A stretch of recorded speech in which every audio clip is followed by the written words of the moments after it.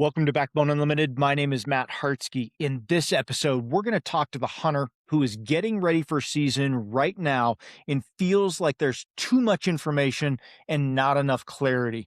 You're watching videos, reading tips, trying to piece things together, but a lot of it feels disconnected. One person says this, another person says that, and most of it stays surface level without actually helping you make better decisions in the field. And that's the problem with most tip content. If you're not familiar with who I am, I've been hunting and guiding Western big game for over 34 years, and I've been a professional strength conditioning and nutrition coach for more than 30 years, and I'm here to help you become a more successful and consistent elk hunter and outdoorsman. Elk hunting success doesn't come from necessarily knowing more. It comes from knowing what actually matters most and applying it the right way in the field. So this episode is going to be a little bit different. These are not just random tips. These are high impact decisions and patterns that directly affect your ability to find elk, get into position, and create real opportunities. I'm going to give you 30 tips that actually change outcomes, covering preseason preparation, finding elk, understanding wind, movement and positioning, and execution, all when it matters most. Tip number 1, stop over scouting and start eliminating. A lot of elk hunters approach e-scouting like they're trying to find the perfect spot, and that's the wrong mindset in my opinion. The goal is not to find one amazing location, it's to eliminate 80 to 90% of the mountain that doesn't meet your elk standards. Look for reasons to cross areas off your list. Maybe that's poor access or bad wind potential or lack of security cover. Maybe it's scattered feed. Remove that area. What you're left with are areas worth real attention. This speeds up decision making once the season starts and prevents you from bouncing between random spots. The best elk hunters I know don't know everything. They just avoid wasting a lot of time in the wrong places. Tip number 2, build 2 to 3 primary zones, not 10 backup spots. Having too many options sounds really smart, but it also can create indecision. When things don't go right, you start jumping from spot to spot instead of learning anything meaningful. Instead, build 2 to 3, maybe 4 primary zones that you understand really well. Know the access, the terrain, likely bedding areas, and how wind behaves in each of those. Depth matters here more than quantity. When you commit to fewer areas, you gain more familiarity faster, recognize patterns sooner, and make better decisions under pressure. More spots doesn't increase success. Better understanding of spots does. Tip number 3, train for recovery, not just hiking. A lot of elk hunters train to hike further. The problem is elk hunting isn't just a single hike. It's repeated effort over multiple days, often followed by a heavy pack out. Recovery becomes the limiting factor. You need to be able to go hard, but recover overnight and then do it again the next day. And that means strength, durability, and conditioning under load. Train your legs, your core, and your ability to carry weight in steep country, because when the opportunity comes, your hunt doesn't end at the shot. It's just getting started. Tip number 4, understand current year conditions. Every season is different, right? This year seems like it's going to be hot and dry, and elk respond to every condition difference immediately. Snowpack, drought, moisture levels, and pressure all shape how elk use the landscape. A dry year can push elk towards north-facing timber and moisture pockets. A wet year can spread them out and change feeding patterns. Increased pressure from hunters and wolves compresses movement and shifts their activity into tighter, more secure zones. If you're relying on last year's assumption, you're already behind. So pay close attention to current conditions and adjust your expectations before you ever step in the field. Tip number 5, pre-plan access and exit routes. A lot of elk hunters think about where to hunt, but not how they're going to get in and out. Access shapes everything, right? And what the wind is doing there. Your entry route determines wind exposure, noise, and how likely you are to bump elk before the hunt even starts. Your exit route matters just as much, especially if you're dealing with a pack out. Study how you can approach areas with minimal impact and how pressure from other hunters is going to influence movement. Good access creates opportunity. Poor access ruins it before it begins. Hey, if you hunt public land elk and you're tired of grinding through random seasons, I built the elk hunting series of ebooks for you. Most hunters don't struggle because they lack effort. They struggle because they lack a system. And that's exactly why I built the elk hunting ebook series as a complete progressive framework for Western elk hunters who are done guessing and ready to hunt with intention. Volume 1 is going to be Foundations and Reality. I reset your mindset and expose the assumptions that quietly wreck seasons. In Volume 2, Finding Elk and Understanding Pressure, you'll learn how elk actually move under pressure so you can anticipate instead of react. In Volume 3, Terrain, Wind, and Position, I break down how to use landscape and thermals to consistently create opportunities. In Volume 4, Calling, Silence, and Pressure, sound becomes a decision tool, not an impulse. In Volume 5, Bow Hunting Execution, we're talking about close range strategy so you can finish your encounters. And in Volume 6, Late Season and Post-Rut, we're talking about how elk shift after the rut and how to adapt when others quit. This is a system built for consistency. This isn't theory. It's a structured system to help you find elk, read country, and make confident decisions every season. Buy each volume individually or bundle them all to save 50% off at backboneunlimited.com. Tip number 6, define what good elk country actually means. One of the biggest mistakes I see in preseason planning is chasing what looks good instead of what functions well. Big basins and open ridges might look like elk country, but that doesn't mean elk are using them during daylight during hunting season. Good elk country has structure. It provides security cover, predictable wind, and tight proximity between feeding and bedding areas. Elk prioritize survival, not scenery. If an area doesn't give them a consistent advantage, they won't stay there when pressure shows up. Until you define elk country this way, you're going to keep ending up in places that look good but hunt empty. All right, section number 2, finding elk. This is tip number 7. Elk are where they can survive, not where you think they should be. A lot of hunters waste time in places that look like elk habitat but don't actually support elk under pressure. Elk don't choose locations based on what makes sense to you. They choose areas that give them a survival advantage. That means security, wind control, and low exposure. If pressure's present, elk are going to shift into terrain that protects them, even if it's less obvious. Stop hunting where you think elk should be and start learning to identify where they can consistently survive during daylight. Tip number 8, focus on bedding areas, not just feeding areas. Feeding areas are pretty easy to find, but they're also the least reliable place to build a hunt around. Elk spend limited time there, right? Mostly in dark or low light. Bedding areas are where elk spend the majority of their day, and they're far more consistent. If you can identify where elk feel safe enough to bed, you automatically narrow down their movements and travel routes. Bedding dictates everything: location, timing, and positioning. You don't necessarily have to hunt them while they're bedded, but that gives you the rest of the information you need. Tip number 9, mid-slope is more consistent than tops or bottoms. A lot of elk hunters focus on ridge tops or valley bottoms, but elk often live in between. The mid-slope terrain provides a balance of security, wind advantage, and efficient movement. It allows elk to access feed below, bed in cover, and use thermals to monitor danger. Those zones are less obvious, less pressured, and far more consistent over time. If you're overlooking mid-slope, you're likely missing a lot of elk and where elk actually spend most of their day. Tip number 10, look for compressed feed to bed zones. The tighter the distance between feeding and bedding areas, the more predictable elk movement becomes in a lot of places if they're not pressured too much. Elk want to minimize exposure, especially in pressured environments. If they can feed and reach secure bedding without traveling far, they will. Those compressed zones create short, consistent movement windows that are easier to hunt. Wide, spread out terrain creates more randomness. So tight, efficient terrain is going to create more opportunity for you.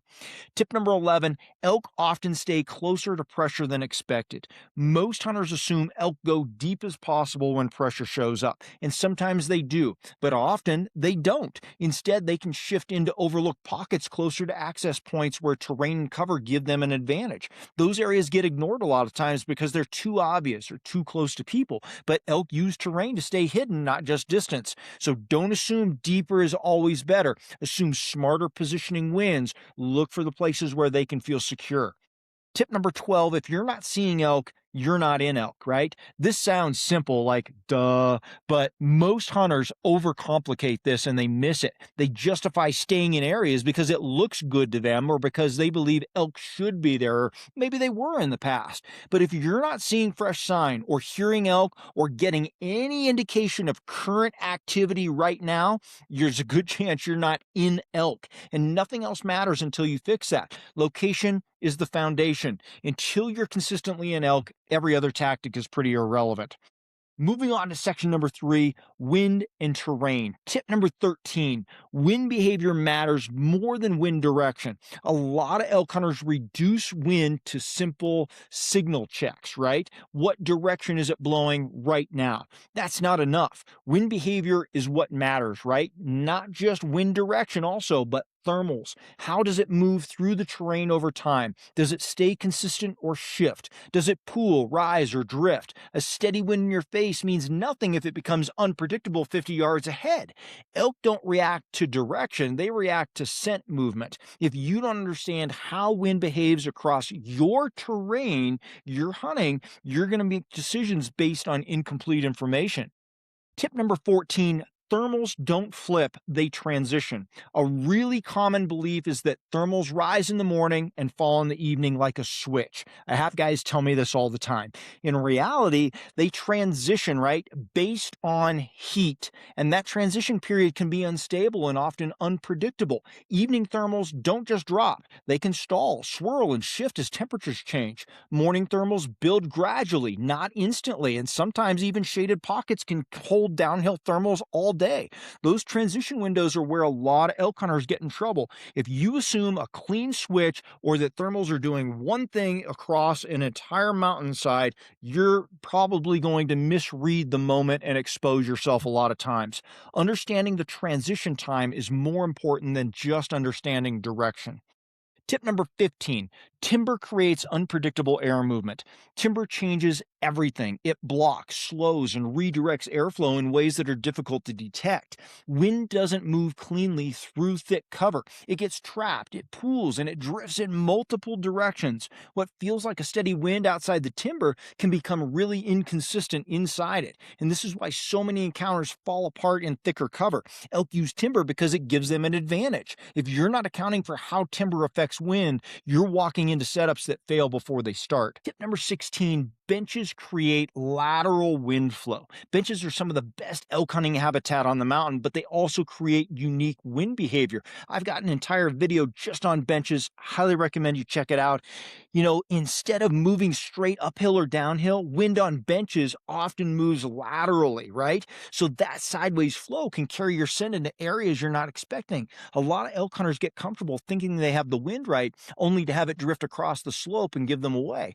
When you're elk hunting benches, you need to think in 3 dimensions, not just up and down wind movement on the mountain. Tip number 17, never trust a single wind check. Checking the wind once and committing to an entire setup as you move through the country is one of the fastest ways to get busted. Wind changes constantly, especially in complex terrain. You need to check it repeatedly as you move and as conditions change, right? That could be a sunny slope, shaded slope. What was safe 10 minutes ago might not be safe now. The best elk hunters I know are constantly reading the wind, not just checking it. They adjust in real time instead of assuming stability.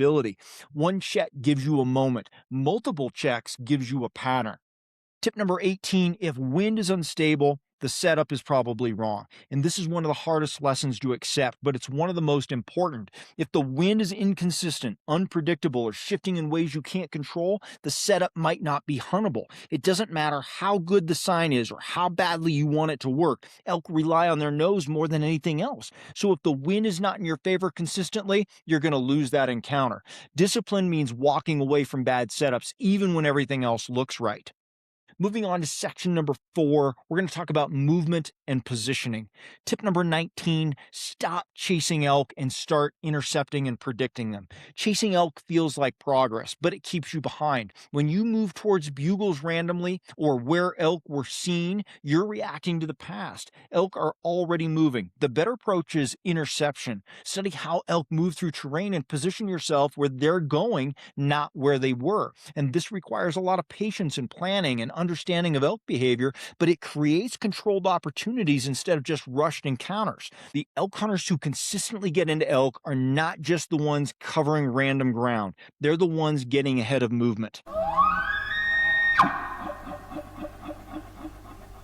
Step into the backcountry and step up your elk hunting game at Elk Camp 2026. This isn't a seminar, it's an immersive experience with real field training alongside successful elk hunters Matt and Saxton Hartsky. You'll learn how elk think and move, break down terrain like a pro, call with confidence, and practice 3 days of real-world elk hunting scenarios that mirror what you'll face on your own hunt. This camp was built to bridge the gap between where you are and where you want to be in the mountains. With limited spots and hands-on coaching, you'll walk away sharper, more prepared, and ready to hunt with purpose and confidence. Elk Camp 2026. Sharpen your edge. Register now and prepare for the season like never before at backboneunlimited.com. Tip number 20, hunt transitions, not just destinations. Most elk hunters focus on endpoints like feeding areas or bedding areas, but the problem is elk don't spend much time exposed in those places during daylight. The real opportunity happens in between. I have entire videos on transition zones, right? Where elk move from feed to bed and where they're most predictable and vulnerable. Those routes are shaped by terrain and wind, and they repeat, and they are one of the best early season tactics you can use to hunt elk when they're not just bugling and telling you where they are. If you're only hunting destinations, you're missing the movement and the moment that connects them. Transitions are where encounters are created. Tip number 21, identify terrain decision points. Not all terrain is created equal. Some features force elk to make predictable choices, and that helps you. Those are decision points, places where movement is funneled and options are limited, like benches, saddles, side hill trails, and narrow corridors are all concentrated movement areas. Elk prefer efficient routes that maintain security and wind advantage, and those features naturally guide them on the mountain. When you identify those locations, you're going to stop guessing and start positioning yourself with more purpose. Instead of hoping to run into elk, you're setting up where they're most likely to pass. Tip number 22, movement should be intentional, not constant. Moving all day feels really productive, but constant movement often works against you. Every step creates noise, increases exposure, and resets your ability to understand an area. Movement should be based on information, not just restlessness and hoping. If you have a reason to move, do it. If you don't have a good reason, stay put, observe, learn, analyze. The goal is not just to cover ground out there, it's to make better decisions with that ground. Intentional movement creates more opportunity. Constant movement just creates chaos. Tip number 23, stay in elk longer than feels comfortable. One of the biggest mistakes I hear about hunters making and see them making is leaving too soon. If you found elk, you're already ahead of most of the guys on the mountain. But impatience causes a lot of hunters to move before they fully understand a situation. Elk don't always present clean opportunities immediately, right? Sometimes it takes time to learn their movement, their patterns, and behavior in that specific area. The longer you stay in elk, the more information you gain and the more predictable they become. Leaving too early only resets that process. Tip number 24, position beats effort every time. Effort matters. Absolutely. You know I believe that, right? But it doesn't replace positioning. You can hike further, push harder, and spend more time in the mountains, but if you're not in the right position, it's not going to lead to elk encounters. Elk hunting rewards precision, not just effort. So being in the right place with the right wind at the right time matters a whole lot more than just how hard you're working out there, right? When positioning is correct, opportunities seem to come together a lot more quickly. When it's not, no amount of effort can make up for it. Moving on to section 5, we're going to talk about execution and decision making. Tip number 25, run a system every day. I don't see this from very many guys, and that's probably one of the biggest reasons why elk hunting success rates are so low across the West. But consistency in elk hunting comes from structure, not random hoping. You need a repeatable process that guides your decisions no matter the situation. A simple system can work, right?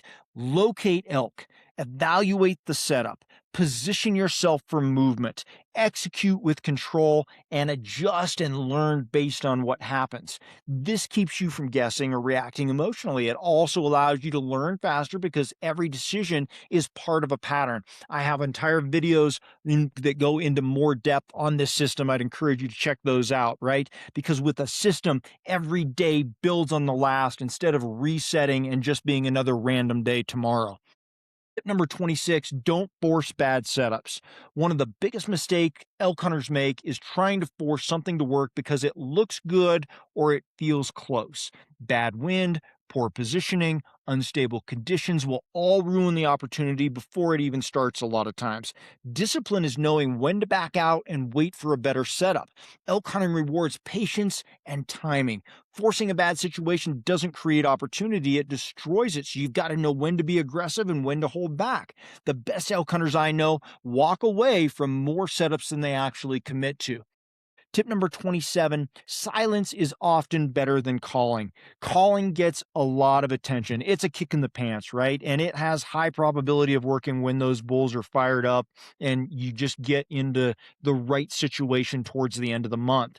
But it's often overused. A lot of elk have been pressured and educated these days, and excessive calling can create more problems than it solves. So silence can allow you to move without drawing attention and keeps elk behaving more naturally. There are absolutely times to call, but there are specific and situational times, right? If you rely on calling as your primary and only strategy and all you do is call, you're going to limit your success. Let positioning and wind help you create the opportunity first, then decide if calling adds value and only use it as much as you need to get in position, sound natural, tell that elk a story he believes, and get him into range for you. Tip number 28, most encounters are lost before they start because of wind and position. By the time you see elk, the outcome is often already decided. If your wind is wrong or your position is off, the encounter is often compromised before it even begins. Elk rely so heavily on scent, and they often detect danger long before you're aware of them. And this is why preparation matters more than reaction. The right setup creates opportunity, the wrong setup guarantees failure. Focus on getting into the correct position with stable wind before expecting anything else in the setup to work. Tip number 29, learn from every blown opportunity. Every mistake in elk hunting has a cause: wind, movement, noise, timing. Something went wrong, right? The key is identifying it. Most elk hunters get frustrated and move on without understanding why the encounter actually failed. And that's a missed opportunity to improve. If you treat every blown chance as information, though, you're going to start building patterns. And over time, those patterns become awareness, and awareness leads to better decisions. Progress in elk hunting comes from learning, not just trying harder. And finally, tip number 30, consistency beats intensity. That sounds funny coming from myself. It sounds funny that I said that because I've often been characterized as somebody with a lot of intensity. However, in this context, short bursts of effort don't create long term success. You might push hard for a day or two, but elk hunting rewards those who can stay disciplined and consistent over time. That means making good decisions every day, managing energy, and sticking to a process, a system. Intensity can absolutely help in moments, but consistency builds results. I've found that to be true no matter what aspect of life we're talking about, whether that's relationships, work, physical fitness, nutrition, and absolutely hunting. The hunters who improve year after year aren't the ones who go the hardest necessarily. They're the ones who also stay steady, focused, and committed to doing the things the right way every time.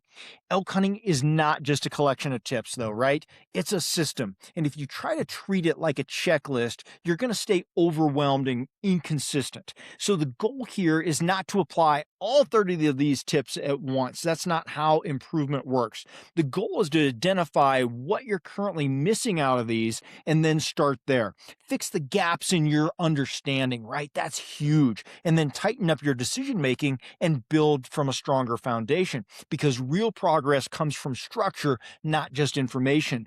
This is the shift you need to make. Stop trying random tips and hoping something works. Start building a system you can rely on, something that guides how you think, move, and make decisions in the field. That's what creates consistency, and that's the secret out there, probably the secret to life, like I said earlier. The hunters who become consistent aren't the ones who know the most. They're the ones who apply the right things at the right time. Now, if you want to go deeper into elk movement, pressure patterns, terrain positioning, and structured decision making, that's exactly why I built the elk hunting series of ebooks. It's a progressive system designed to help you understand how elk actually use country and how to position yourself accordingly. I have a link to those ebooks in the description.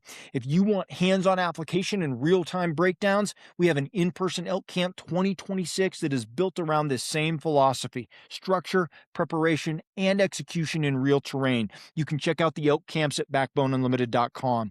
And if you want ongoing access to the Team Backbone community, classroom, my full digital vault of elk resources, private discussions, and direct communication to me for planning, you can join Team Backbone at backboneunlimited.com underneath our membership tab.